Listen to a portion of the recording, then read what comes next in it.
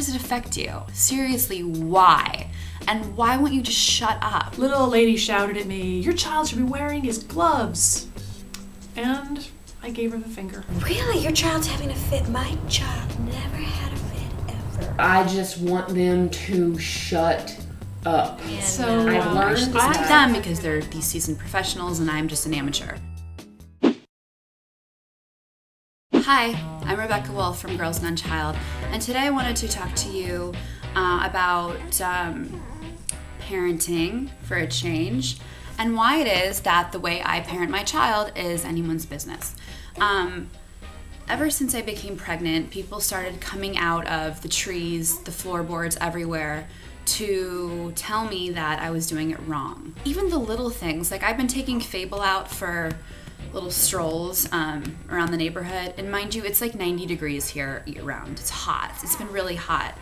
And I've now been stopped 3 times by people who are like, "Oh, she's so cute, but you should put a hat on her," because, you know, it hasn't stopped. In 3.5 years, I'm still getting it. I get it from people on my blog who tell me that, you know, my kid is way too old to not be potty trained, and I've done something wrong, and maybe you should do this, and this is what I did for my child, and he was potty trained at 1. Why is the way I parent my child anyone's business but mine? And what do you do when people give you unsolicited advice? Funny you should bring up this topic because it's the theme of my life. The number one thing on my frequently asked questions is, should you send me unsolicited advice? No. You would be appalled at the number of people, the thousands of people who disregard that and who will say in their email to me, "I know you don't like unsolicited advice, but..." It's that but. I can hear them singing it and I just... I have no answers for you. I have only commiseration. It does get better as your child gets older, but not much. Not much. I remember once, probably a year ago, 2 years ago, I was at the playground with Henry and it was cold and he refused to put his gloves on and it was making me nuts. His hands were red and clearly very cold. Little old lady shouted at me, "Your child should be wearing his gloves." And I gave her the finger. I don't think I confront people on it. I think I tend to just kind of go, you're a jerk, whatever. When I was pregnant, I had these Russian Armenian ladies in this one neighborhood I would frequent who, again, it was August, my shirt would kind of ride up over my belly and they'd be like, "Oh, the baby is going to catch cold." And first I was thinking they're kind of joking about it.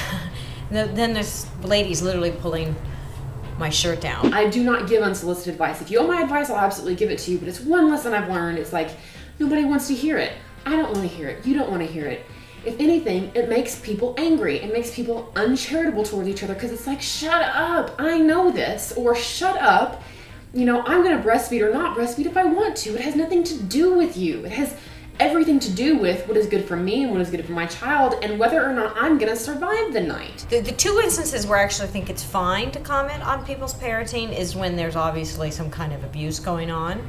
Like a friend of mine recently in New York, one woman she saw was physically wailing on her son and she stood right in between the son and the mother and said, "You cannot do this, you must stop." The other time I will say something is if there's a parent whose child is beating up my kid on the playground and they're not doing anything, because that does affect my child. You breastfeeding, bottle feeding, you know, choosing to dress your child in a hat in 90-degree weather, that doesn't affect my child. That should be the rule. You're only allowed to give unsolicited advice if it affects you. You know, it's also how people give it, even when it is friends, if it is unsolicited, because there's a diplomatic way to say it, like, "Oh, you know, what we found is when we go to a restaurant, we always really helped us when we bring lots of toys." You don't say, "You didn't bring any toys at the restaurant? What are you, crazy?" The nasty glares from other people and the skinny pointy fingers, all of these things, that's unwanted advice. It's all an occupational hazard of parenthood. It's like a mail carrier having to avoid vicious dogs. It's like we've got to navigate around all these seemingly well-intentioned people who just want to scream advice at us, and it's like, shut up. But it's tricky. It really is. It's tricky. You know, I've definitely seen kids doing certain things and I've wrestled with the idea of, you know, should I tell the parent. I remember once I saw this kid who looked to be 6 months old climbing up a jungle gym. Like he was just, I don't know what he was. He was part monkey, obviously. He was just like, and he was, he just totally alarmed me. And the parent was right there. And I kind of looked at her to say, yo, is that okay? And she was like, yeah, he does that all the time. He can do that. And she's right. Like, she knows what her kid is doing. She's right there. Stay out of it. There's enough burden to carry as a parent without having all these other people you don't know, coming at you with advice and criticism. Let's just keep our mouths shut, smile, be friends, and, mind our own business when it comes to other people's parenting decisions. Join the Momversation at momversation.com.